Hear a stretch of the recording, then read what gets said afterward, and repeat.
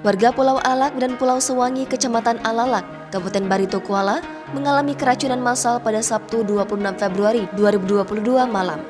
Keracunan massal tersebut diduga terjadi setelah warga mengikuti dan makan di acara maulid, sekaligus haulan yang diselenggarakan oleh salah seorang warga Pulau Alalak, RT 10, Kecamatan Alalak, Kabupaten Barito Kuala.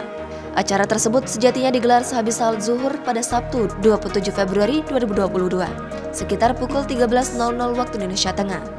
Namun, keracunan massal ini baru terasa usai sore dan selepas salat maghrib. Salah satu korban yang keracunan, Asnawi, mengatakan kalau kedua anaknya juga ikut keracunan. Selain itu juga, ia juga mengungkapkan kalau yang keracunan tidak hanya kedua anaknya saja, tetapi banyak warga yang lainnya yang mengalami hal serupa.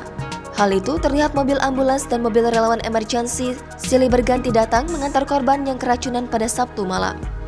Dalam acara tersebut, ada beberapa makanan yang disediakan seperti nasi sop, soto, gado-gado, dan lain-lainnya. Dari beberapa makanan tersebut, kata Asnawi, dirinya menduga kalau kedua anaknya keracunan setelah makan soto. Dari informasi yang berhasil dihimpun, hingga berita ini ditulis, sudah lebih dari 25 orang yang dirawat di Rumah Sakit Ansari Soleh. Sementara untuk Rumah Sakit Islam Banjarmasin juga terdapat puluhan pasien keracunan.